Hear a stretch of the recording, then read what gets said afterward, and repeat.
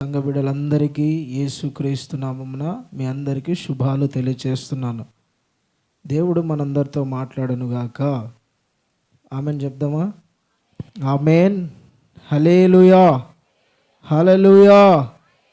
దేవుని వాక్యాన్ని ధ్యానించుకుందాం. దేవుని బిడ్డలారా, ఆదికాండము అందరూ బైబిల్ గ్రంథాన్ని తెరిచినట్లయితే పరిశుద్ధ గ్రంథంలో నుండి ఆదికాండము 32వ అధ్యాయం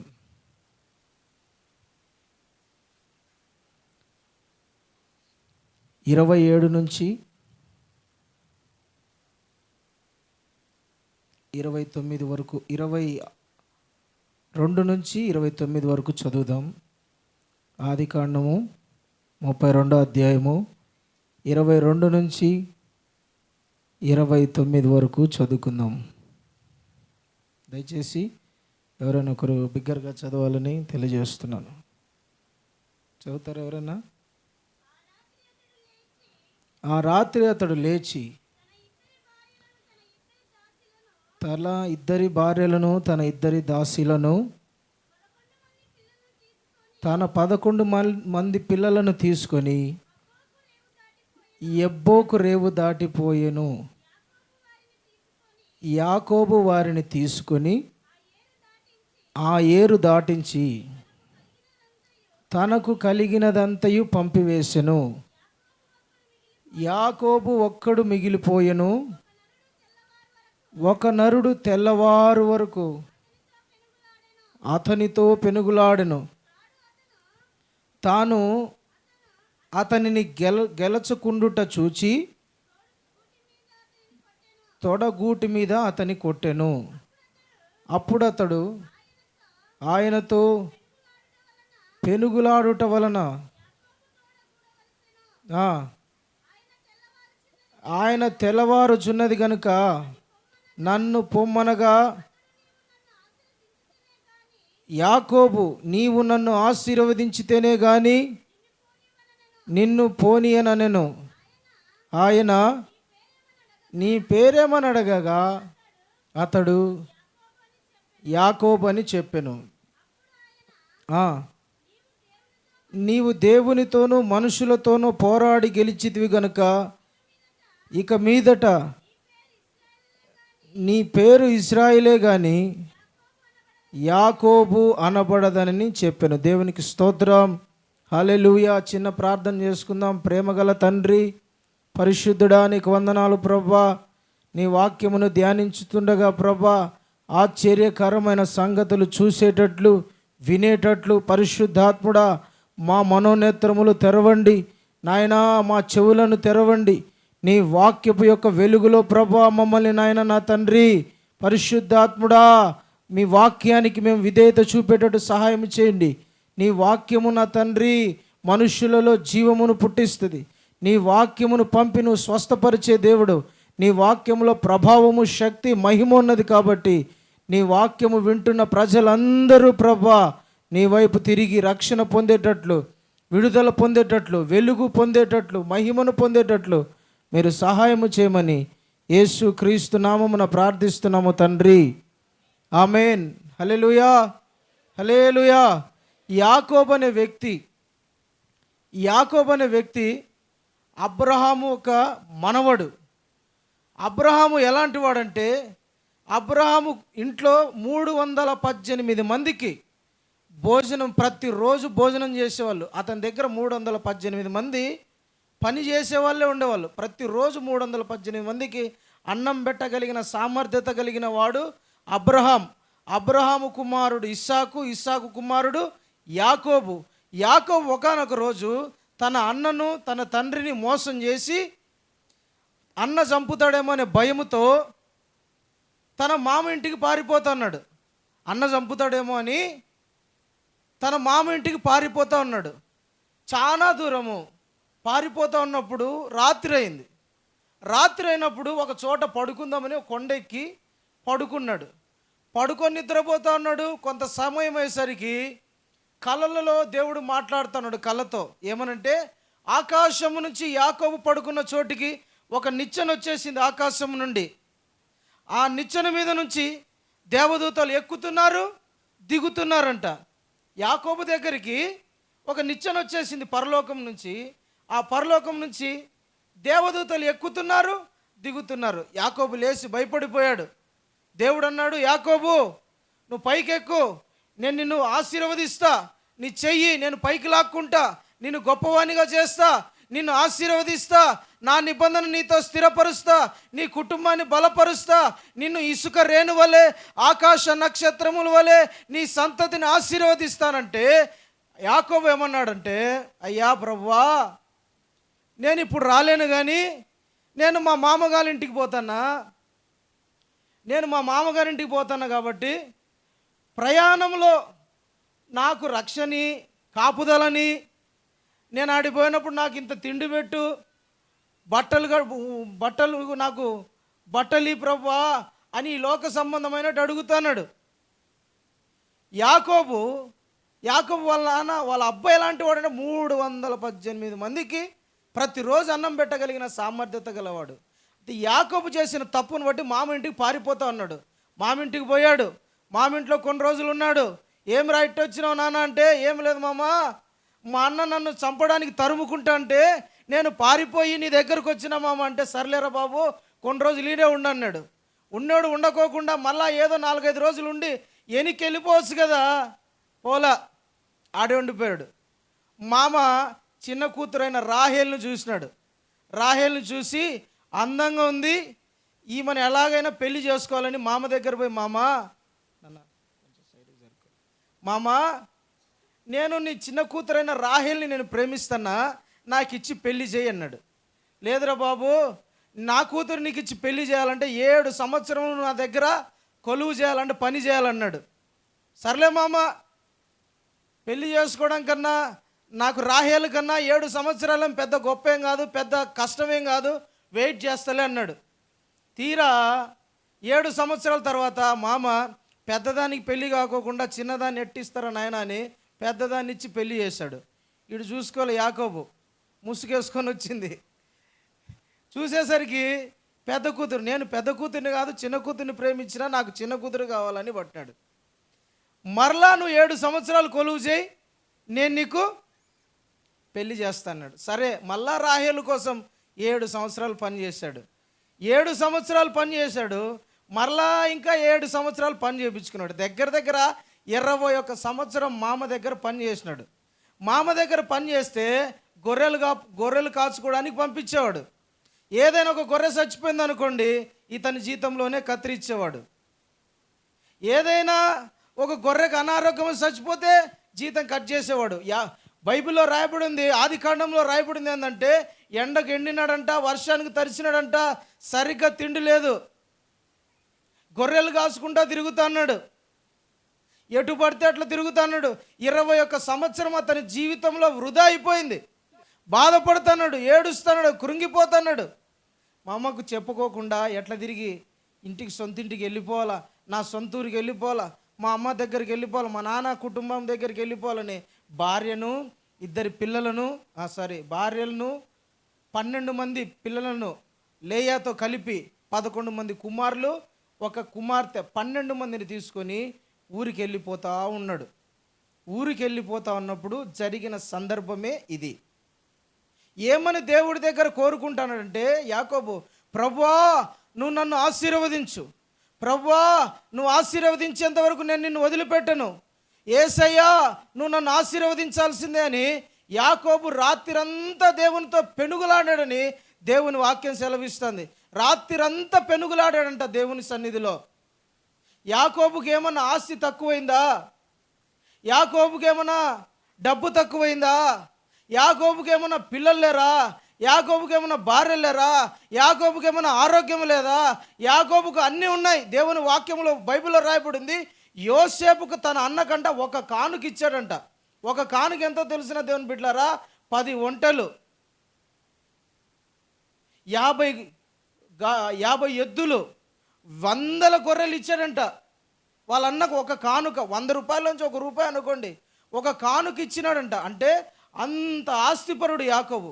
కానీ దేవుని దగ్గర ఏమని వేడుకుంటున్నాడు? నన్ను ఆశీర్వదించు ప్రభా, నన్ను ఆశీర్వదించు ప్రభా, నన్ను దీవించు ప్రభా అని రాత్రిరంతా వేడుకుంటాడు దేవుని దగ్గర.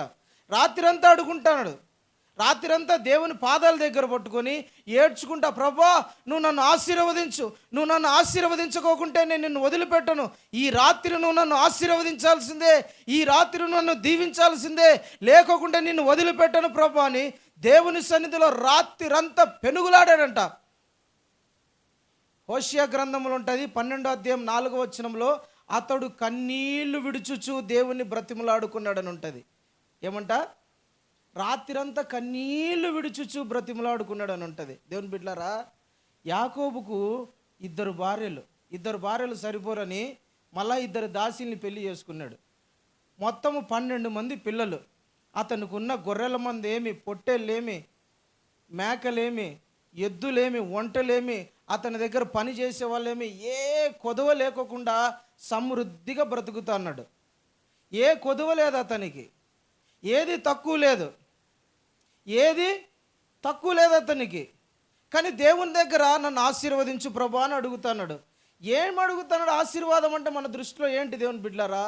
మనం అనుకుంటాం ఆశీర్వాదం అంటే ఒక ఇల్లు కట్టడం ఆశీర్వాదము, ఆశీర్వాదం అంటే ఒక కారు కొనుక్కోవడం ఆశీర్వాదము, ఆశీర్వాదం అంటే ఒక ₹1 డబ్బు సంపాదించుకోవడం ఆశీర్వాదము, ఆశీర్వాదం అంటే ఆరోగ్యంగా ఉండడం ఆశీర్వాదము, ఆశీర్వాదం అంటే 4 పూట్ల తింటా కూర్చొని ఉండడం ఆశీర్వాదము, బండ్లలో తిరుగుతూ ఉండడం ఆశీర్వాదము, ప్రపంచమంతా షికార్లు వేయడం ఆశీర్వాదం అనుకుంటాం. కానీ యాకోబు దృష్టిలో అవన్నీ ఉన్నాయి. అవన్నీ ఉన్నా కూడా నన్ను ఆశీర్వదించు ప్రభువా, నువ్వు నన్ను ఆశీర్వదించకపోతే నేను నిన్ను వదిలిపెట్టను అని రాత్రిరంతా బ్రతిమలాడుకుంటాడు. మీ దృష్టిలో ఆశీర్వాదం అంటే ఏంటి? ప్రార్థన చేసుకుంటారు కదా, ప్రతి ఆదివారం వచ్చి ఆశీర్వదించు ప్రభా, నన్ను ఆశీర్వదించు ప్రభా అని అడుగుతారు కదా. మీ దృష్టిలో ఆశీర్వాదం అంటే ఏంటి? మీరు ఆశీర్వాదం అంటే ఏమనుకుంటున్నారు? ఆశీర్వాదం అంటే ఏమనుకుంటున్నారు? మనం ఒక కారు కొనాలా, ప్రభా నన్ను ఆశీర్వదించు, ఈ పూరి గుడిసెలోంచి ఒక పెద్ద బంగ్లాలోకి తీసుకోపో, ప్రభా నన్ను ఆశీర్వదించు, ఒక మంచి కారులో తిప్పు, నన్ను ఆశీర్వదించు, ఒక మంచి ఉద్యోగమి, నన్ను ఆశీర్వదించు, నాకు ఒక మంచి స్థాయి, నన్ను ఆశీర్వదించు, మంచి ఆరోగ్యమి, నాకు పిల్లల్ని, నాకు ఉద్యోగమి, నాకు చదువుని అని కోరుకుంటాం. అదే ఆశీర్వాదం అని మనం అనుకుంటాం. కానీ యాకోబు దృష్టిలో అది కాదు దేవుని బిడ్డలారా. ఆశీర్వాదం అంటే, నిజంగా ఆశీర్వాదం అంటే ఏంటో తెలిసిన? యాకోబుకు అవన్నీ ఉన్నాయి, కానీ లేదంటే ఏందో తెలిసిన? నెమ్మది లేదు. ఏం లేదు? నెమ్మది లేదు, ఆనందం లేదు, సంతోషం లేదు, కుటుంబంలో కలిసి ఉండే ఐక్యత లేదు, పిల్లల మధ్య, తండ్రి మధ్య, తల్లిదండ్రుల మధ్య, భార్య మధ్య కలిసి ఆనందంగా నివసించాలా, కలిసి ఆనందంగా ఉండాలా, సంతోషంగా ఉండాలా, సమాధానంగా ఉండాలా, ఒకరినొకరు ప్రేమించుకోవాలా అన్నది లేదు యాకోబు ఇంట్లో. అన్నీ ఉన్నాయి. 2 భార్యలు ఉన్నారు, 11 మంది కుమారులు ఉన్నారు, ఒక కూతురు ఉంది, పని వాళ్ళు ఉన్నారు, కాలు తీసి కాలు కింద పెట్టనంత ఎత్తుకొని పోయేంత పని వాళ్ళు ఉన్నారు. అయితే యాకోబుకి ఏం లేదంటే సంతోషం లేదు. యాకోబుకి ఏం లేదంటే పిల్లలు తల్లిదండ్రులకు లోబడ్డంలా. యాకోబుకి ఏం లేదంటే కూతురు ఉంది, కానీ అది కూతురు తండ్రి మాట వినదు. భార్య ఉంది, ప్రేమించి 14 సంవత్సరాలు తన కోసము ప్రాణం పెట్టి కష్టం పెట్టి రక్తం కార్చి పని చేస్తే భార్య చూస్తే భర్తతో అబద్ధం ఆడి మోసం చేస్తుంది. యాకోబు జీవితంలో ఆనందమే లేదు, సంతోషమే లేదు, సమాధానమే లేదు, నెమ్మదే లేదు. ఈ కాలము దేవుని బిడ్డలారా, ఆశీర్వాదం అంటే ఒక పెద్ద బంగళాలో ఉండడం, మమ్మల్ని ఆశీర్వదించినాడు దేవుడు, నాకేమి కొదవలేదు, ఆస్తులు ఉన్నాయి, అంతస్తులు ఉన్నాయి, బంగ్లాలు ఉన్నాయి, కార్లు ఉన్నాయి, ఉద్యోగం ఉంది అని అనుకుంటున్నారు చాలామంది. కానీ చాలామందికి ఏం లేదంటే సంతోషం లేదు, ఏం లేదు, సమాధానం లేదు, నెమ్మది లేదు, ప్రేమ లేదు ఒకరి మధ్య ఒకరికి.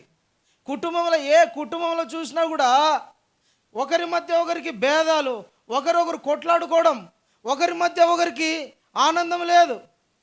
నేను మొన్న ఒక వారం కిందట నాకు ఒక అక్క ఫోన్ చేసింది. అక్క ఫోన్ చేసి, అన్న ఇంటికి వచ్చి ప్రార్థన చేయనా అనింది. ఏమక్క అంటే, మా ఆయన పొద్దున్న లేచినప్పటి నుంచి రాత్రి వరకు తాగుతానే ఉంటాడన్నా అనింది. తాగుతానే ఉంటాడన్నా, ఇంకా రెస్టే ఉండదు, 24 గంటలు ఇంకా తాగుతానే ఉంటాడన్నా. ఎట్లయినా అతను తాగుడు మానేటట్టు వచ్చి ప్రార్థన చేయన్నా అని అనింది. నేను పోయినా ప్రార్థన చేద్దామని పోతే దేవుని బిడ్డలారా, ఆ కుటుంబము నిజంగా చాలా దయనీయంగా ఉంది, చాలా ఘోరంగా ఉంది.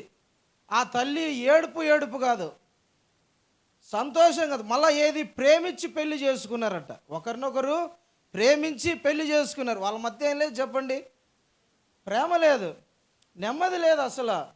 ఎందుకు చేసుకున్నా ఇన్ని అని మొత్తుకుంటుంది.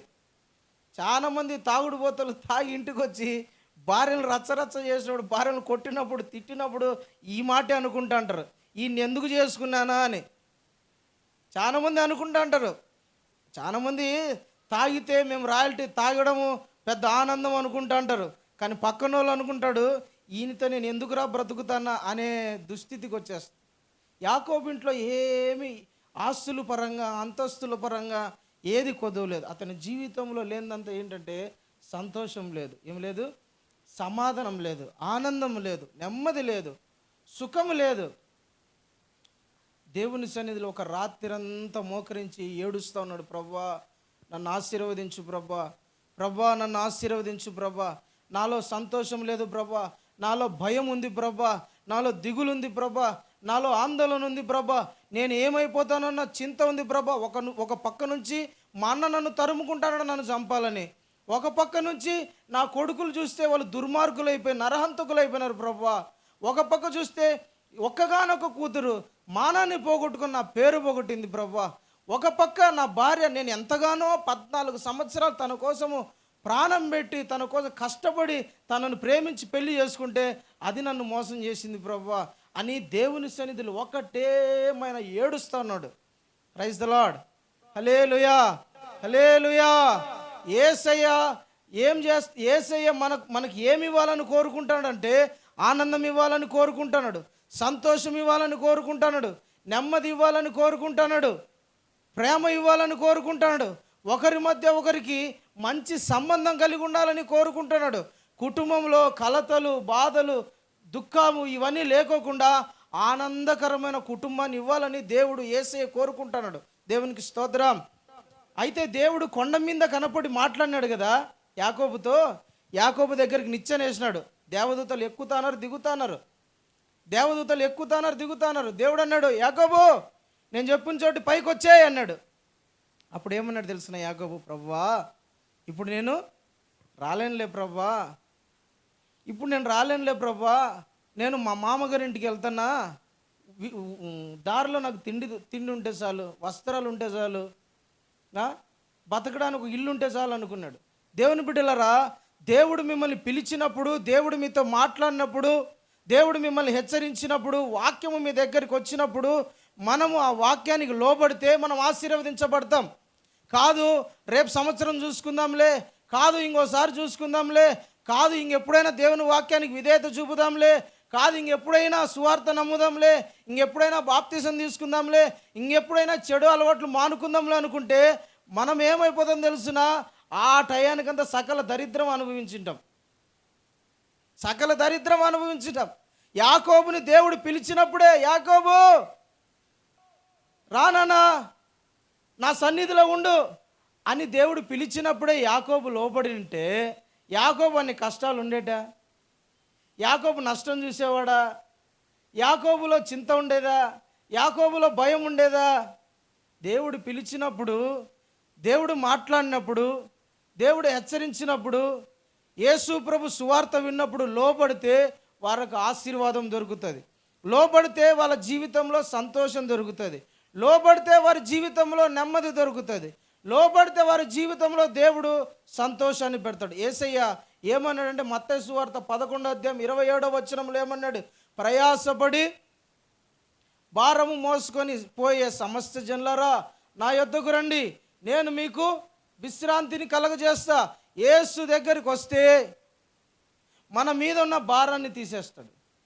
ప్రభు చెప్పినప్పుడు లోబడితే మన మీద ఉన్న భారాన్ని తీసేస్తాడు, మనలో ఉన్న చింత తీసేస్తాడు, మనలో ఉన్న భయాన్ని తీసేస్తాడు, మనలో ఉన్న టెన్షన్స్ని తీసేస్తాడు, మనలో ఉన్న ఆందోళన తీసేస్తాడు.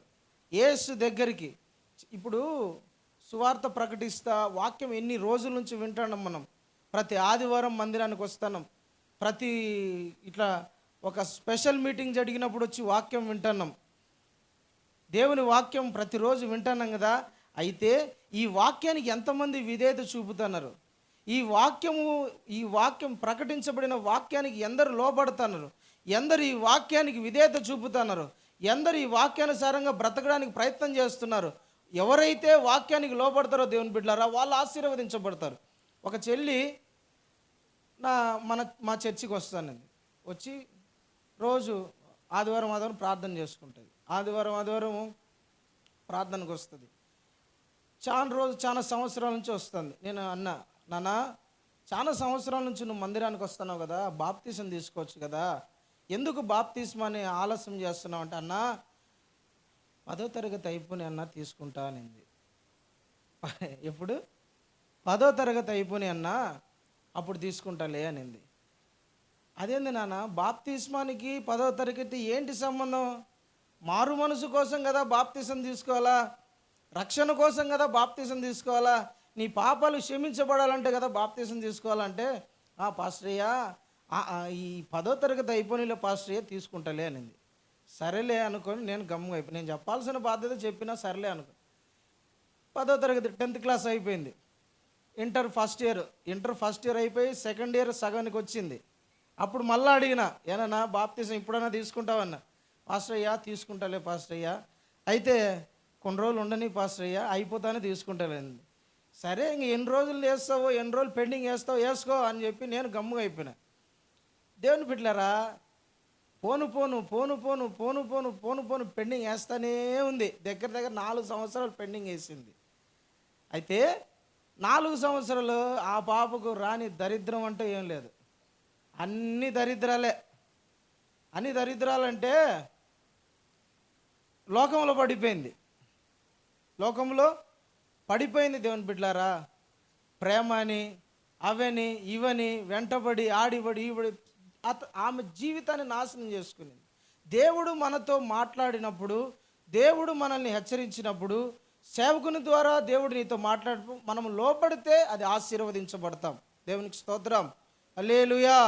యాకోబుతో దేవుడు మాట్లాడుతున్నాడు, యాకోబు నేను చూపించే చోటికి రా, పైకెక్కు, నిచ్చెనెక్కు, పరలోకాన్ని తీసుకుపోతాను అన్నప్పుడు లోబడి ఉంటే ఆ వ్యక్తి, దేవుడు ఆశీర్వాదం అతనికి తోడుగా ఉన్నది, నెమ్మది తోడుగా ఉన్నది. అయితే ఆ వ్యక్తి దేవుని మాటకు లోబడల. ఈ కాలం చాలామంది కూడా సేవకుని మాటకు లోబడరు, సేవకుని మాటకు విధేయత చూపరు.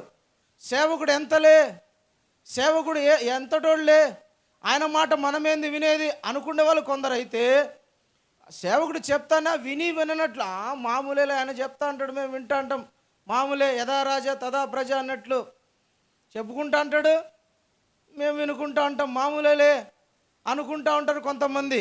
దేవుని బిడ్డలారా, అపోస్తుల కార్యము 3వ అధ్యాయం 26వ వచనంలో ఏమని రాయబడిందంటే, దేవుడు తన సేవకుని పంపించి మిమ్మల్ని ఆశీర్వదించాడంట. ఎట్లా? చదవండి నా మాట. అపోస్తుల కార్యాల గ్రంథం 3వ అధ్యాయం 26వ వచనం. దేవుడు తన సేవకుని పుట్టించి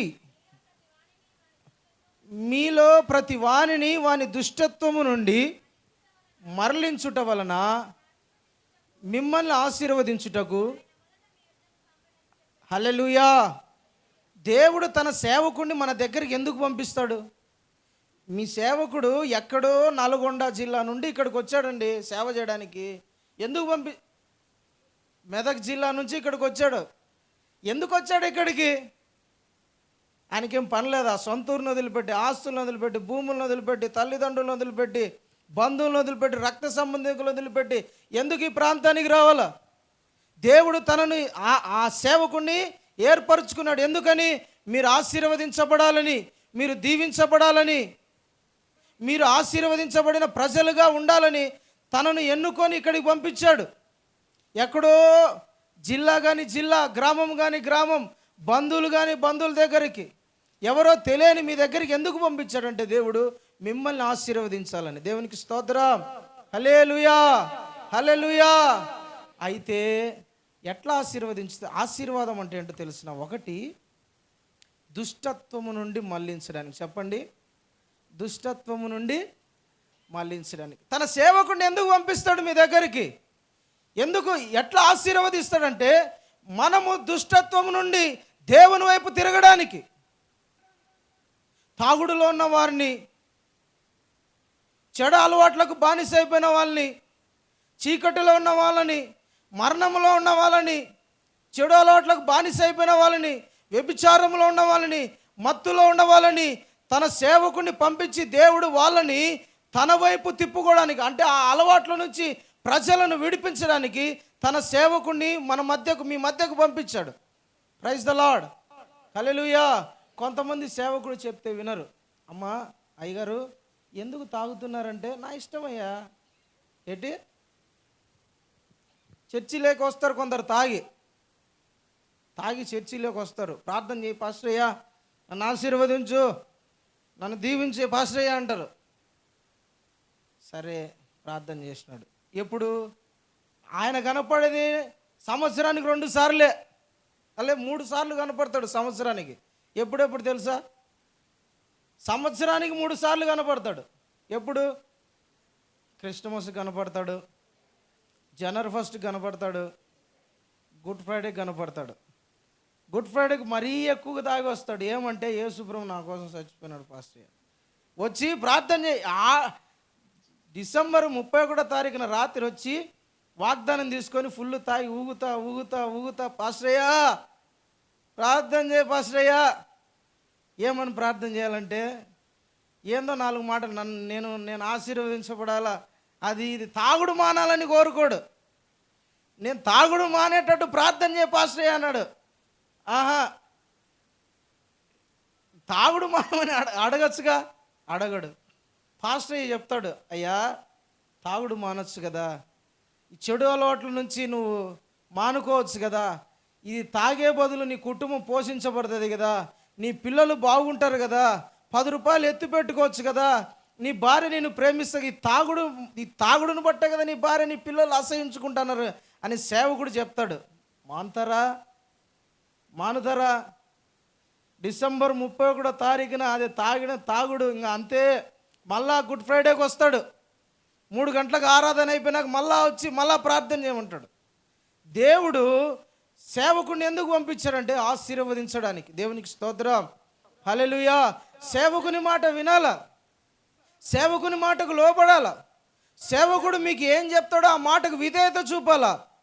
సేవకునితో కలిసి సువార్తకు రమ్మన్నాడా, రావాలా. సేవకునితో కలిసి ప్రార్థన చేయమన్నాడా, చెయ్యాలా. ప్రతి ఆదివారము ఖచ్చితంగా మందిరానికి రమ్మన్నాడా, రావాలా. బాప్తీసం తీసుకోమన్నాడా, తీసుకోవాలి. ఎందుకు? తన సేవకుని దేవుడు అభిషేకించి పంపించారంటే మీరందరూ ఆశీర్వదించబడాలని. దేవునికి స్తోత్రం, హల్లెలూయా. యాకోబు దేవుని మాట వినింటే ఆశీర్వదించబడేవాడు. యాకోబు దేవుని మాట వినింటే అతని జీవితంలో దుఃఖం ఉండేది కాదు. యాకోబు దేవుని మాట వినింటే నష్టం ఉండేది కాదు. ఈరోజు చాలా మంది దేవుని వాక్యము సరిగ్గా అర్థం చేసుకోక వినక నష్టం చూసే వాళ్ళు కొందరైతే, దుఃఖంలో ఉండే వాళ్ళు కొందరైతే, బాధలలో ఉండే వాళ్ళు కొందరైతే అదే సమస్యలు, అదే ఇబ్బందులు. కారణం ఏంటో తెలిసిన, దేవుని వాక్యానికి మనము లోబడడంలా, సేవకుడు చెప్పిన మాటకు మనము లోబడడంలా. నువ్వు లోబడి చూడు, దేవుని ఆశీర్వాదం చూస్తావు. నువ్వు లోబడి చూడు, దేవుడు నిన్ను దీవిస్తాడు. దేవుని మాటకు, అలాగే ఆయన సేవకుడు చెప్పిన మాటకు నువ్వు విధేయత చూపు. దేవుని బిడ్డలారా, నువ్వు ఆశీర్వదించబడతావు. దేవునికి స్తోత్రం, హల్లెలూయా, హల్లెలూయా. చాలా మంది దేవుని దగ్గర దొరకని ఆనందము లోకంలో ఎక్కడెక్కడో దొరుకుతుందని పోతారు. ఇక్కడ ప్రార్థన జరుగుతూ ఉంటుందా? ఇక్కడ ప్రార్థన జరుగుతూ ఉంటే సీరియల్ చూసేవాళ్ళు కొందరు. బయటోళ్ళు మనకొద్దు, బయటోళ్ళతో మనకు సంబంధంలా. క్రైస్తవులే, బాప్తిసం తీసుకున్న వాళ్ళే, రక్షణ పొందిన వాళ్ళే. ఏంటంటే ఒక పక్క ప్రార్థన జరుగుతూ ఉంటుందా, మా చర్చికి వచ్చామా, మీరు మంచోళ్ళు కాబట్టి దేవునికి స్తోత్రం, మా చర్చికి వచ్చామ గురించి చెప్తాన్నా. ఏమ్మా శుక్రవారం ప్రార్థనకు రాలేదు సాయంత్రం అని చెప్తే, ఏంలే పాస్టర్ అయ్యా 7:30కి, అది ఖచ్చితంగా 7:30కి అయిపోతుంది. 7:30కు ఖచ్చితంగా 7:30కి అయిపోతుంది పాస్టర్ అయ్యా. నేను 7:30కి ఆడ నుంచి మందిరానికి వచ్చేలోపు 8 అయిపోతుంది. కానీ ఎందుకులే రావటం అని ఉండిపోయిన పాస్టర్ అయ్యా. ఏంది అయిపోతుందని నేను అడిగిన. ఏందమ్మా ఏమైపోతుందంటే, అదే పాస్టర్ అయ్యా అంటుంది. ఏందమ్మా? అదేలే పాస్టర్ నీకు తెలియదులే అని. నేను అమ్మాయికుండే కదా, సరేలే ఏమోలే ఇంట్లో ఏమన్నా ఉంటాయి వంట చేసుకోవడం అది ఇదేమో అనుకున్నా. ఒకరోజు కావాలని శుక్రవారం ఇంటికి పోయినా. సార్ ఏం చేస్తూ ఉంటుంది అసలు ఏమో, అదేలే పాస్టర్ అయ్యా అంటుంది కదా, ఒకసారి ఇంటికి పోదామని పోయినా. సౌండ్ ఎక్కువ పెట్టుకొని ఒక కింద కూర్చుంటారు చూసినావా, చైర్ టబ్బులాగా ఉంటుంది, ముసలామా టబ్బులాగా ఉంటుంది చూసినారా, ఆ చైర్లో కూర్చొని టీవీ ఎదురు కూర్చొని రిమోట్ సౌండ్ పెంచుకొని చూసుకుంటుంది. నేను కొద్దిసేపు బయట నిలబడి ఏం చేస్తుంది ముసలామా అని బయట నిలబడితే సీరియల్ చూస్తూ ఉంది. మెల్లగా పోయిన లోపలికి, వాకిలు కొట్టిన వినపల్ల, మళ్ళా కొట్టిన వినపల్ల, ఈసారి గట్టి కొట్టిన. అప్పుడు లేసి వచ్చింది. మామూలుగా పక్కింటోలో ఎదిరింటోలో అనుకునింది. టీవీ అట్లే ఆన్లో పెట్టి వచ్చేసింది. చూస్తే పాస్టర్ అయ్యా నువ్వా? అయ్యగారు ఇంకా ఆమెకు రిమోట్ వస్తాను తెలియదు అసలు, ఏది ఆఫ్ చేయాలో ఎక్కడ ఏది వస్తాలో అసలు అర్థం కావడంలామా. ఇంకా ఆమె చూడండి గాబరా పడిపోతుంది. నువ్వు టెన్షన్ పడక, నేను ఆఫ్ చేస్తాను, రిమోట్ తీసుకుని నేను ఆఫ్ చేసి కూర్చో. ఇదే నువ్వు చెప్పేది? ప్రతి శుక్రవారం ఉపవాస ప్రార్థన రాకుండా సీరియల్ చూసి టైం అయిపోతుంది, 7:30కి అయిపోతుంది అంటే సీరియల్ అయిపోతుంది సైతానా అన్న. అంటే లేదు పాస్టర్ అదొక బలహీనత ఉంది, ప్రార్థన చేయి పాస్టర్ అనేది. సరేలే తల్లి ప్రార్థన చేయమనింది కదా, సీరియల్ అయిపోవడానికని ప్రార్థన చేశా. ప్రభువా ఈ తల్లి బలహీనురాలుగా ఉంది, సీరియల్ మానలేకుంది, ఈ బిడ్డ గురించి ప్రార్థన చేస్తున్న ప్రభా, మానేటట్టు కృపని ప్రభా అని ప్రార్థన చేసి ఇంకా చూడొద్దమ్మా అని చెప్పా. సరే పాస్టర్ ఇంకా రేపటి నుంచి చూడనింది. మళ్ళా ఒక నెలకు అడిగిన, ఏమ్మా మానేసినావంటే, మానేసిన పాస్టర్ అనింది. సరేలే అబ్బా మారు మనసు పొందిందిలే అని పోయిన ఇంటికి వెళ్తే మళ్ళా చూస్తుంది. అప్పుడైనా సైతానా నువ్వు మానేస్తానని చెప్పి అబద్ధం ఆడితే సేవకుంటేనే అబద్ధం చెప్పొచ్చు అన్న. పాస్టర్ అయ్యా మానలేకుండా దేవుడు మానిపిస్తాడులే పాస్టర్ అయ్యా అనింది. అబ్బా దేవుడే మానిపిస్తాడా? సరే దేవుని మీద భారం వేసినావు కదా, నేను చెప్పిన మాట ఇలా దేవుడు మానిపిస్తాడులే అని ఆమె అనింది కదా. మళ్ళా కరెక్ట్గా 2 నెలల తర్వాత శుక్రవారం ఉపవాస ప్రార్థనకు వచ్చింది.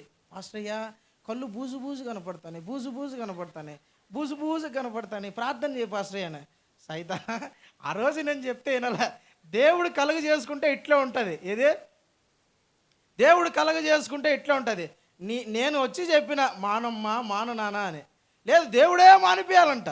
మానిపించినాడు కదా, తీరింది కదా, ఇప్పుడు సంతోషమా అంటే లేదు పాస్టర్ ఇంకా చూడంలే పాస్టర్, ప్రార్థన చేయ పాస్టర్ అయ్యా, నా కళ్ళు కనపడడంలే పాస్టర్ అయ్యా, బూజు కనపడతానే పాస్టర్ అయ్యా, నేను ప్రార్థన చేసి బాగా అయిపోతాను మళ్ళీ చూడ్డానికే కదా అని ప్రార్థన చేసే. పాపం లేదులే ప్రభా ఎట్టొకట ఈ బిడ్డకు కొంచెం మారు మనసు పొందిందంటలే అని ప్రార్థన చేసే పోయింది. దేవునికి స్తోత్రం, హల్లెలూయా. చాలా మంది ఏంటంటే ఏదో దాంట్లో సంతోషము, ఎక్కడో సమాధానము, సినిమాలలో, సీరియళ్ళల్లో, మందులో, తిరగడంలో, లేదంటే పేకాటలో, లేదా ఇంకా ఎక్కడెక్కడో చెడు అలవాట్లలో, డబ్బులో, కార్లల్లో ఉందనుకుంటున్నారు సమాధానం. భూమి మీద సమాధానము ఎక్కడ దొరకదు. డబ్బులో ఉంటుందా సంతోషము? ఒకడు అనుకున్నాడు 1 కోటి రూపాయలు డబ్బు సంపాదిస్తే నాకు చాలు అనుకున్నాడంట. 1 కోటి రూపాయలు డబ్బు సంపాదించాడు, సరిపోద్దా? దీన్ని ఎట్లా డబల్ చేయాలా, ఎట్లా దీన్ని ఎత్తి పెట్టాలా అని దాని మీదనే మనసు పెట్టినాడు. ఒకడు అనుకున్నాడంట నేను మంచి లగ్జరీ కారు కొనుక్కుంటే బాగుంటుందని కొన్నాడు. అంతో తృప్తి తీరిందా? తీరదు.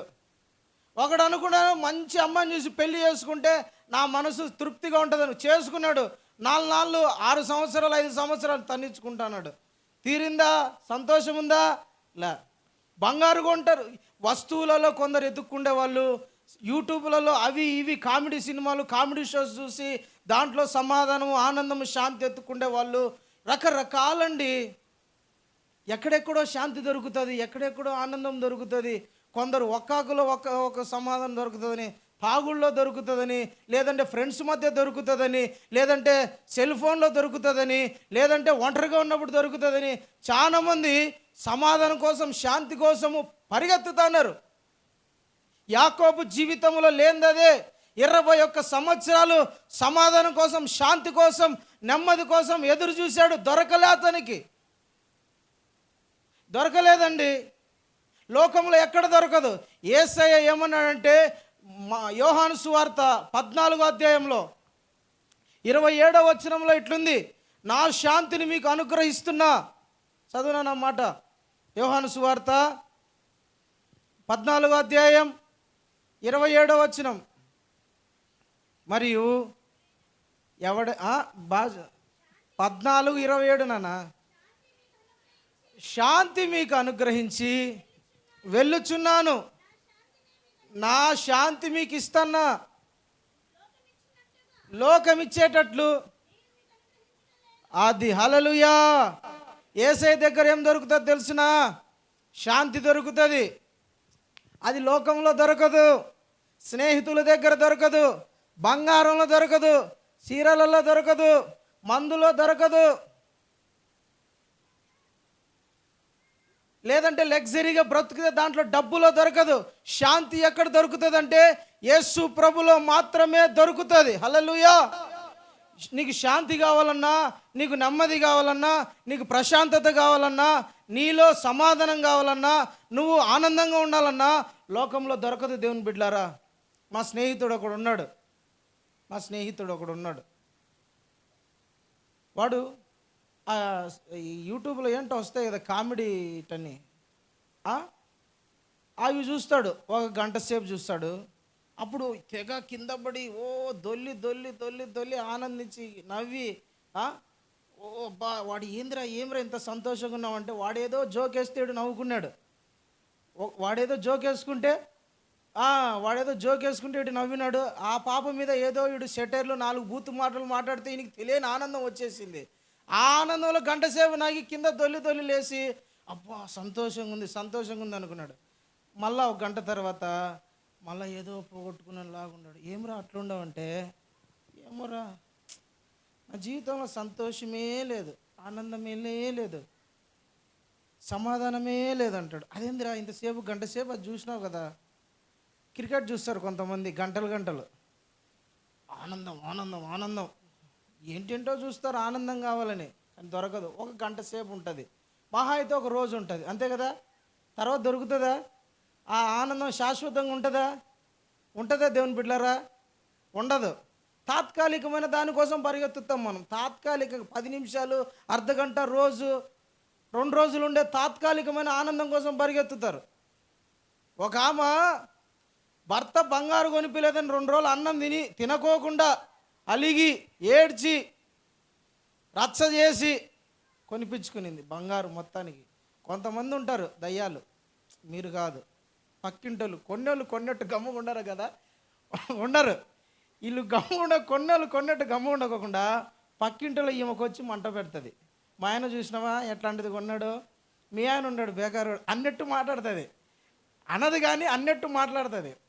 అప్పుడు ఈమె పోనీలే మా ఆయనకి ఇప్పుడు స్తోమత లేదు, ఉన్నప్పుడు కొంటాళ్ళు అనొచ్చు కదా. సరే నువ్వు పో అని పంపించి ఇంకా ఎదురు చూస్తూ ఉండి ఆయన రావాలా. పాపం ఆఫీసులోనో పని చేసుకోనో కష్టపడో బాధపడో ఇబ్బంది పడో ఆడ తిట్టించుకోనో ఏదో అలిసిపోయి ఇంట్లోకి వస్తే కొంచెం ప్రశాంతత దొరుకుతుంది అని ఎదురు చూస్తూ ఉంటాడు. వీడికి వస్తానే అలిగి ఉంటుంది, మాట్లాడదు. ఏమి మెంటలే కదా. బంగారం 2 రోజులు అన్నం తినకుండా బంగారు కొనిపించుకునింది.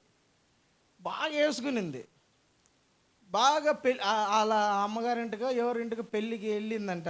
అక్కడ ఏదో పెళ్ళి జరుగుతుంది, వెళ్ళొచ్చిందంట. ఆ 2 రోజుల తర్వాత మళ్ళా ఎవరో వాళ్ళ తోడుకోడలు ఎవరో అంటారు కదా, ఆమె ఏదో ఇంకొక రకమైన బంగారు కొనిందంట. ఇది సరిపోలే, దాని మీద మళ్ళీ మనసు పడింది. ఇది నాకు వద్దు, అది కావాలి, ఇది అమ్మి అది తీసుకురా. హల్లెలూయా. అంటే దేవుని బిడ్డలారా, తాత్కాలికమైన దాంట్లో మనుషులు సంతోషం ఎదుగుతున్నారు. తాత్కాలికమైన, అది శాశ్వతంగా ఉంటుందా? దేవుడిచ్చే సమాధానము ఎవ్వడు దొంగతనం చేయలేడు.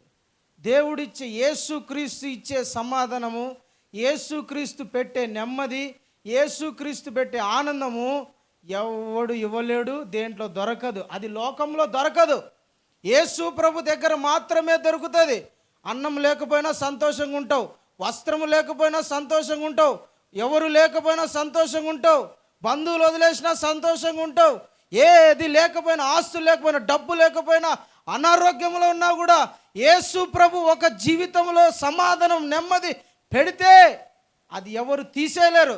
వాడు ఎప్పుడు బాధపడడు. హల్లెలూయా.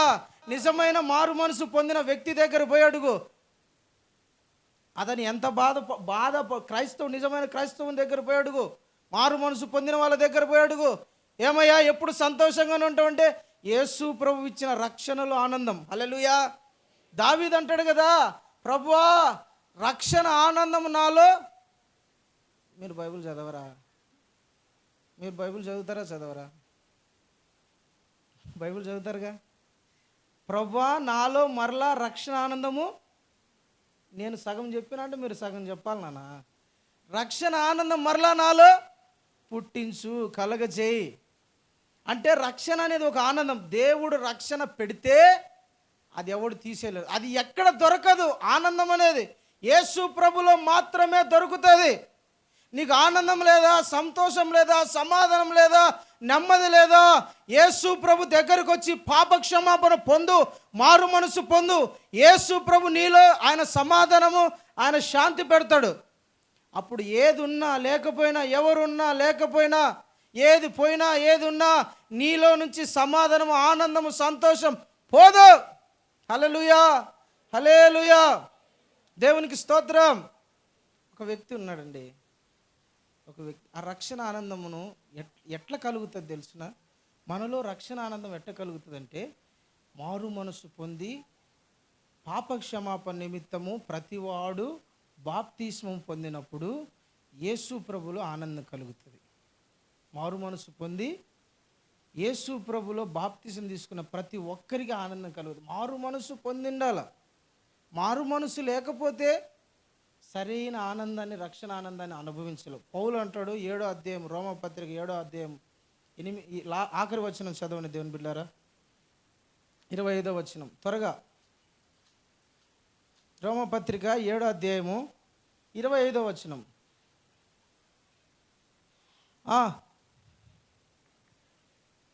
దేవునికి కృతజ్ఞతాస్తుతులు చెల్లించుచున్నాను కాగా మనస్సు విషయంలో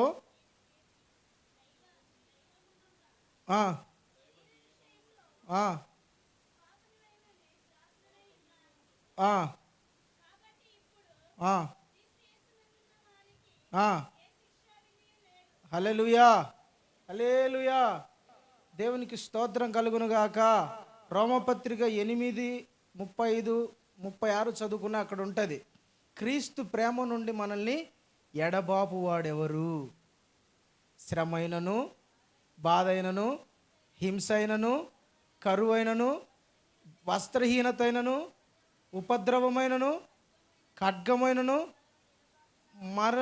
మనల్ని యేసు ప్రభు ఇచ్చే సంతోషము నుండి, ఆ సమాధానం నుంచి ఏది విడదీయలేదు. హల్లెలూయా, ప్రైజ్ ద లార్డ్. యాకోబు దేవుడు చెప్పినట్లు వినింటే, దేవుని మాటకు లోబడింటే అతనిలో సమాధానం ఉండేది, నెమ్మది ఉండేది. దైవజనులు, సేవకుడు మీకు ఏదైనా ఒక మాట చెప్తే ఆ మాటకు లోబడితే అందులో సమాధానం ఉంటుంది, ఆనందం ఉంటుంది. మీరు లోబడినప్పుడు దేవుడు మిమ్మల్ని ఆశీర్వదిస్తాడు. పౌలు గారు దేవుని మాటకు లోబడి దేవుని మాటకు విధేయత చూపినాడు. దేవుని పరిశుద్ధాత్మను పొందుకోవడం ద్వారా అతనిలో ఉన్న నెమ్మది, అతనిలో ఉన్న ఆ పాపపు నియమం ఎప్పుడైతే పోయిందో సంతోషంగా ఉన్నాడని దేవుని వాక్యము సెలవిస్తుంది. హల్లెలూయా, హల్లెలూయా, దేవునికి స్తోత్రం. దేవుని దగ్గర, యేసు దగ్గరకు వస్తే ఏం కలుగుతుందంట తెలిసిన? నెమ్మది, ఏమి? సమాధానము, శాంతి, రక్షణ, నిత్య జీవము. యేసు దగ్గరికి వస్తే ఏం జరుగుతుందంటే ఏం దొరుకుతుంది? చాలామంది అంటారు యేసు దగ్గరకు వస్తే బిల్డింగ్లు వస్తాయి. యేసు దగ్గరికి వస్తే, ప్రభు దగ్గరికి వస్తే, చర్చికి పోతే దేవుడు ఆశీర్వదిస్తాడు. అవన్నీ తర్వాత యేసు ప్రభు దగ్గరికి వస్తే మొట్టమొదటిగా కలిగేది ఏంటంటే ఆనందము. అది భూమి మీద ఎక్కడ దొరకదు. నీకు అలాంటి ఆనందం కావాలంటే యేసు ప్రభు దగ్గర కూర్చొని ప్రార్థనలు కూర్చొని, ప్రభువా నాలో శాశ్వతమైన ఆనందం కలుగజేయి, శాశ్వతమైన ప్రేమ నాలో పుట్టించు, శాశ్వతమైన నెమ్మది నాకి, శాశ్వతమైన శాంతి నాకి అని ప్రభు దగ్గర కోరు. ప్రభు ఇస్తాడు. దేవునికి స్తోత్రం. హల్లెలూయా, హల్లెలూయా. యేసు దగ్గర రక్షణ దొరుకుతుంది. యేసు దగ్గర, యేసయ్య దగ్గర శాంతి దొరుకుతుంది. యేసయ్య దగ్గర నెమ్మది దొరుకుతుంది. యేసయ్య దగ్గర ప్రశాంతత దొరుకుతుంది. దేవుడు అవన్నీ నీకు ఇవ్వాలని కోరుకుంటున్నాడు. నువ్వు పొందుకోవడానికి సిద్ధమేనా? పొందుకోవడానికి సిద్ధమేనా? పొందుకోవడానికి సిద్ధమేనా? సిద్ధమా కాదా? నేను పొందుకోవడానికి సిద్ధమయ్యా. నాలో యేసు ప్రభు శాంతి ఉండాలా, నాలో ప్రభు నెమ్మది ఉండాలా అని ఎంతమంది సిద్ధంగా ఉన్నారు? మీరు ప్రార్థన చేసుకొని, ప్రభువా మోకరించి దేవుని సన్నిధిలో, ప్రభువా నాలో నీ శాంతి ఉండాలి, నీ నెమ్మది ఉండాలి. నేను తాత్కాలికమైన దాన్ని, తుచ్చమైన వాటి వైపు పరిగెత్తుతా, అందులో ఆనందం దొరుకుతుందని, అందులో సంతోషం దొరుకుతుందని, అందులో నెమ్మది దొరుకుతుందని నేను వాటి వైపు పరిగెత్తుతాను ప్రభు. అందులో దొరకదని నేను తెలుసుకున్నా, నీలో మాత్రమే దొరుకుతుందని నీ సేవకుని ద్వారా నీవు నాతో మాట్లాడావు. కాబట్టి ఈరోజు నీ వాక్యానికి నేను విధేయత చూపుతానని దేవునికి నువ్వు అప్పగించుకోగలిగితే దేవుడు నిన్ను ఆశీర్వదిస్తాడు. దేవునికి స్తోత్రం. దేవుడు నిన్ను దీవిస్తాడు. దేవుడు నిన్ను బలపరుస్తాడు. దేవుడు నిన్ను ప్రోత్సాహపరుస్తాడు. యేసయ్య నిన్ను ఆశీర్వదిస్తాడు. దేవుని బిడ్డలారా, ఇంకోటి ఏం దొరుకుతుంది? యేసయ్య దగ్గర నిత్య జీవం. చెప్పండి, ఏంటి? నిత్య జీవము. చాలామంది యేసు ప్రభు దగ్గరికి ఎందుకు వస్తారంటే, ఇప్పుడు చెప్పిల్లా, అలాంటి ఆశీర్వాదాల కోసం కాదు రావాల్సింది. దేవుడు మనకు ఒకటి ఆనందాన్ని ఇస్తే, రెండోది నిత్య జీవాన్ని ఇస్తాడు. ఏమిస్తాడు? నిత్య జీవం. Praise the lord. Hallelujah, hallelujah. ప్రకటన గ్రంథం ఒక్కసారి చదవండి, నేను ముగిస్తా. ప్రకటన గ్రంథము 21వ అధ్యాయము 4వ వచనం చదవండి దేవుని బిడ్డలారా. ప్రకటన గ్రంథము అమ్మా అది 21వ అధ్యాయం 4వ వచనం చదువునా. 3 నుంచి చదువు. 3వ వచనం. అప్పుడు ఇదిగో దేవుని నివాసము మనుషులతో కూడా ఉన్నది,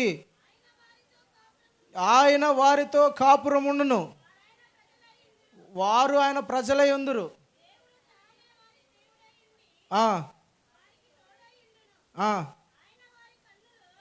ఆయన వారి కన్నుల ప్రతి బాష్పపు బిందును తుడిచివేయును, మరణమును ఇక ఉండదు, దుఃఖమైనను ఏడుపైనను వేదనను ఇకను ఉండదు. హల్లెలూయా, హల్లెలూయా.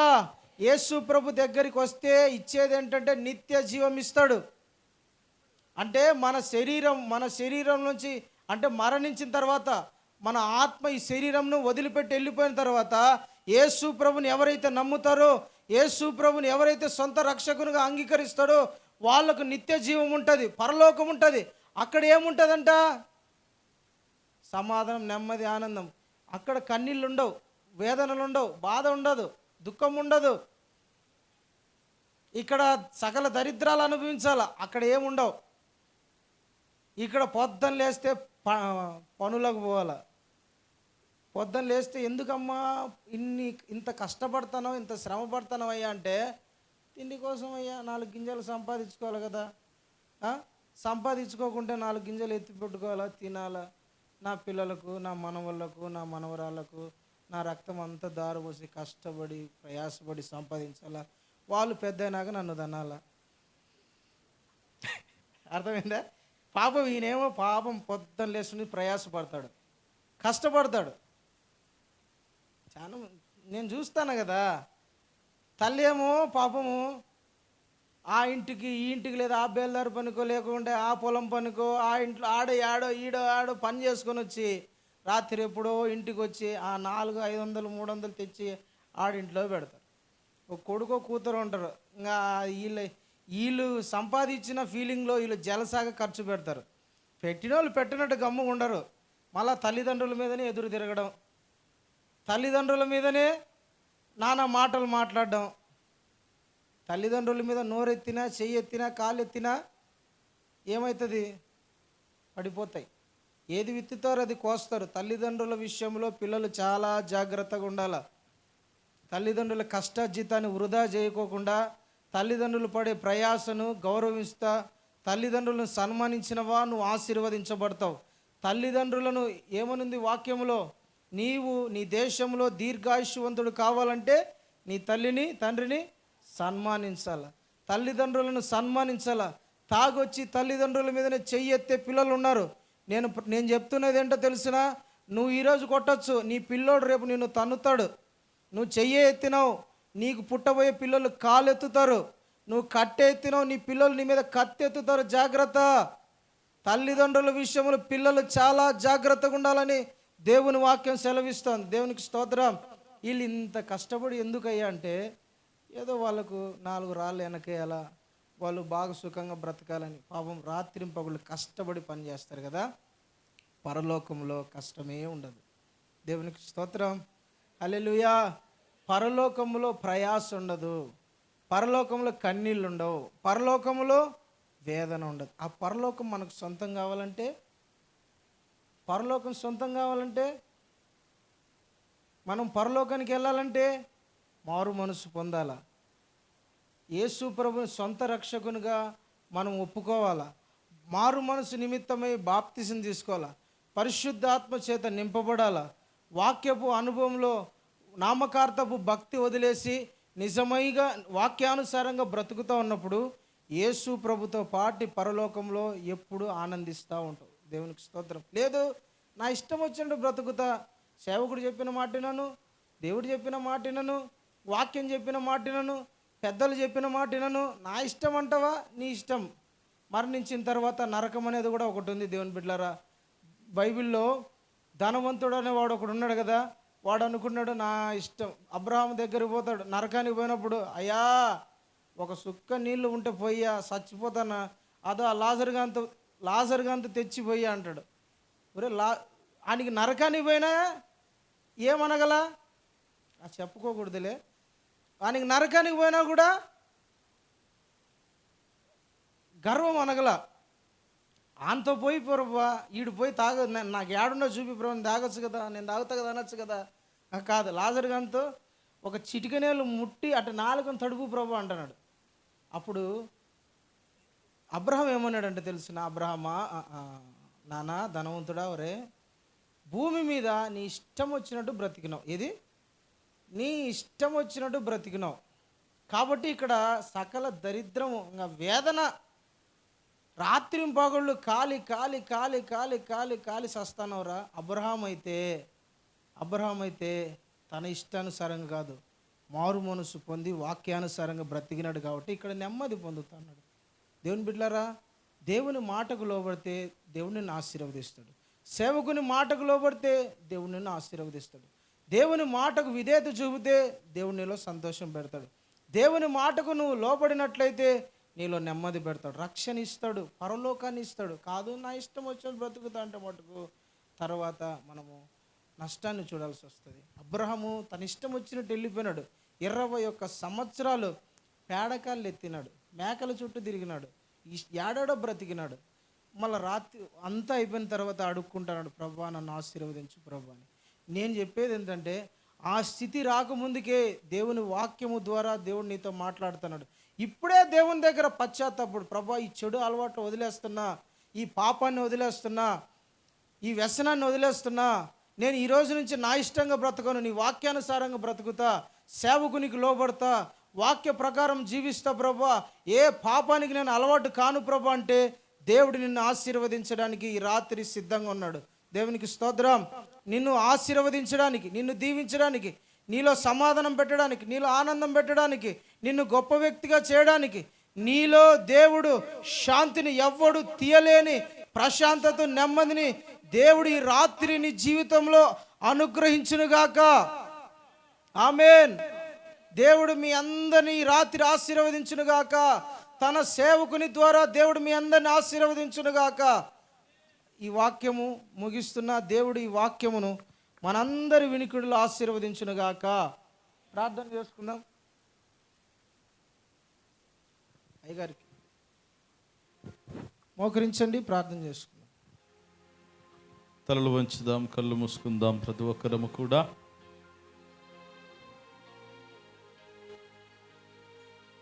ఒక్కరము కూడా విన్న వాక్యాన్ని ఒకసారి జ్ఞాపకం చేసుకుందాం. ప్రేమణ దవం బిడ్లారా, యాకోబు సమస్తము కలిగిన వాడు, సమృద్ధి ఉన్నది,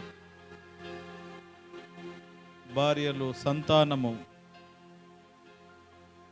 బంగారము, వెండి, పశు సంపద, సమృద్ధి కలిగినను సంతోషము లేదు, నెమ్మది లేదు, హృదయములో సమాధానము లేదు, ధైర్యముగా జీవించలేక భయముతో బ్రతుకుతూ ఉన్నాడు.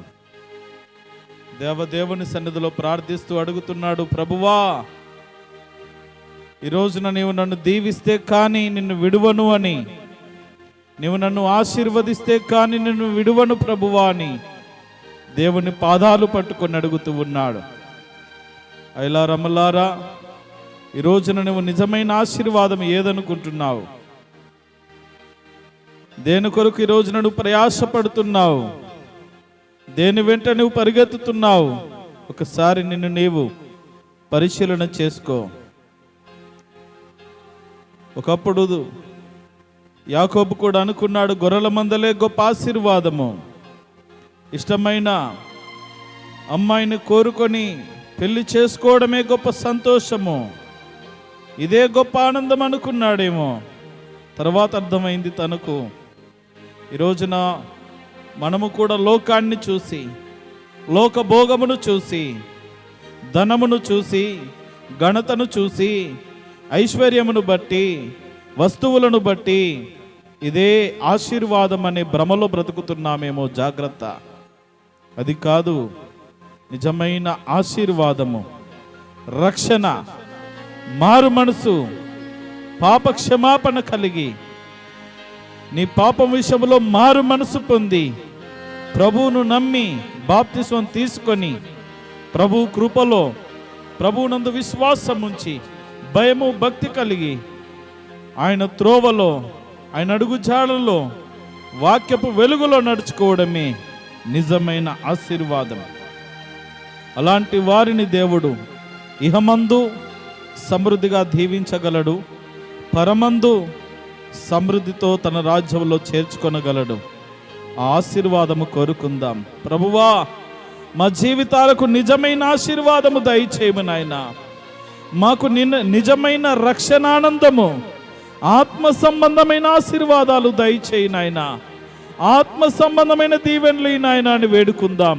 ప్రతి ఒక్కరము కూడా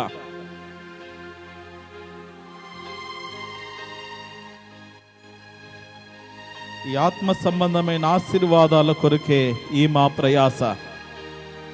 మీరు ఆత్మ సంబంధమైన సంతోషమును, సమాధానమును కలిగి ఆనందంగా బ్రతకాలని దైవ సేవకులముగా ఈ మా ప్రయాస, ఈ కార్యక్రమాలు చేపట్టడం, దేవుని సన్నిధిలో గడపడానికి, ప్రతి నెల కూడుకోవడానికి అనేక కార్యక్రమాలు, అది రక్షణ సువార్త కూడికలైనా, ఆదివారపు ఆరాధనలైనా, స్త్రీల కూడికలైనా, యవనస్తుల కూడికలైనా, ఆల్ నైట్ ప్రార్థనలైనా, ఉపవాస దీక్షలైనా, ఏది చేపట్టినా నిజమైన ఆశీర్వాదం మీరు పొందుట కొరకే కదా. ప్రభువా, మాకు ఆశీర్వాదము దయచేయండి అంటూ దేవదేవుని సన్నిధిలో వేడుకుందాం. ప్రభు సన్నిధిలో ప్రార్థించుదాం, కనిపెట్టుకుందాం. ఈ రోజున నీవు నన్ను దీవించు నాయనా. ఈ 2024 సంవత్సరము, ఈ మొదటి మాసమున నన్ను నీ సన్నిధిలో చేర్చుకున్నావు. ఎన్ని సంవత్సరాలు ఆశీర్వాదములు కానివి ఆశీర్వాదం అనుకున్నాను, ఈ లోక భోగములే ఆశీర్వాదం అనుకున్నానేమో. ఇదిగో నిజమైన రక్షణానందం అనే ఆశీర్వాదమును నాలో నింపు నాయనా. నీవు నాకుండగా ఈ లోకములోనిది నాకు ఏది అక్కర్లేదని దావీదు చెప్పినట్లుగా, మా ప్రభువా, మీరు నాతో ఉండండి.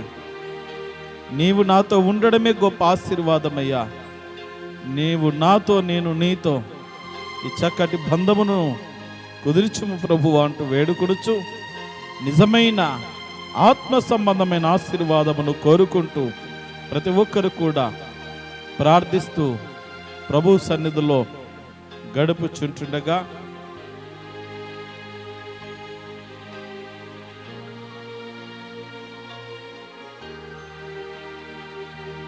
సంఘ జాయింట్ సెక్రటరీ ఏసన్న గారు ప్రార్థనలు నడిపిస్తారు. బాబు ప్రార్థనలో నడిపిస్తాడు. అందరము ప్రార్థనలో ఏకీభవించుదాం. ప్రార్థన చేయండి. ప్రభువా, నిజమైన ఆశీర్వాదం, నిజమైన రక్షణ ఆనందము మాకు కలుగ చేయము. ప్రతి ఒక్కరు కూడా ఒక తీర్మానముతో వెళ్ళాలి. ఇక్కడి నుండి ఒక తీర్మానముతో కూడిన జీవితాన్ని జీవించుటకు మీరు సిద్ధపడాలని మనవి చేస్తూ ఉన్నాను. కృపగల దేవా, దయగల నా రాజ్య, నీ ఘనమైన నామానికి వందనాలు, స్తుతులు, స్తోత్రము చెల్లించుకున్నాను ప్రభువా. అవును తండ్రి, గడిచిన కాలం అంతయు ప్రభువా నీ కృపాపచేమములతో మమ్మల్ని కాచి కాపాడావు ప్రభువా. అవును తండ్రి, ఈ లోకములో మేము ఈ లోకానుసారముగా జీవించి ఉన్నాం ప్రభువా. అవును తండ్రి, ఈ యొక్క నూతన సంవత్సరములో మమ్మల్ని చేర్చించావు ప్రభువా. అవును తండ్రి, మరి ఒక నెలను మరి ఒక దినమును కూడా మాకు దయచేసావు ప్రభువా. నీవిచ్చిన ఈ శరీరమును బట్టి నీకే వందనాలు, స్తుతులు, స్తోత్రము చెల్లించుకున్నారా ప్రభువా. అవును తండ్రి, ఈ యొక్క లోకములో శరీర ఆశలతో నిండిపోయి ప్రభువా గడిచిన కాలం అంతయు నీకు దూరముగా జీవించున్నాం ప్రభువా. అవును తండ్రి, మేము చేసిన క్రియలను బట్టి నీకే, అవును ప్రభువా, నీ కృపను బట్టి నీకే వందనాలు, స్తుతులు, స్తోత్రము చేసుకుంటున్నాను ప్రభువా. అవును తండ్రి, ఈ యొక్క సంవత్సరం కొత్త నూతన సంవత్సరములో చేర్చిన విధానం బట్టి నీకే వందనాలు, స్తుతులు, స్తోత్రం ప్రభువా. ఇప్పటి నుంచైనా ప్రభువా మారు మనస్సు పొందుకొని మా పాపములను మేము ఒప్పుకొని వాటిని విడిచిపెట్టి, అవును ప్రభువా, నీ సన్నిధానములు చేరి నీ పరలోక రాజ్యము కొరకై మేము నిరీక్షిస్తూ ఈ లోకములో జీవించడానికి సహాయమును దయచేయండి ప్రభువా. అవును తండ్రి, మా తలంపులను మార్చండి ప్రభువా, మా మార్గములను మార్చండి ప్రభువా. అవును తండ్రి, మా ఆలోచనలు మార్చండి ప్రభువా, మేము చేసే పనిని మార్చండి ప్రభువా. అవును తండ్రి, సాతానును చిదగదొక్కి ప్రభువా నీకు దగ్గరగా జీవించే కృపను దయచేయండి ప్రభువా. అవును తండ్రి, శక్తిని బలమును దయచేయండి ప్రభువా. అవును తండ్రి, నీ సన్నిధానములో ప్రభువా నిన్ను స్తుతించే భాగ్యమును దయచేయండి ప్రభువా. అవును తండ్రి, నీ సన్నిధానమునకు దూరముగా బ్రతుకుతున్న ప్రతి ఒక్క బిడ్డను ప్రభువా నీ కృపలో దీవించి ఆశీర్వదించండి. నిన్ను చేరే కృపను దయచేయండి ప్రభువా. అవును తండ్రి, ఈ లోకము శాశ్వతము కాదు ప్రభువా. అవును తండ్రి, నీ పరలోక రాజ్యమే శాశ్వతము మేము తెలుసుకొని ఈ లోకములో ఉన్న వాటిని విడిచిపెట్టి నీ పరలోక రాజ్యముకై నిరీక్షణ కలిగి మేము జీవించే కృపను దయచేయండి ప్రభువా.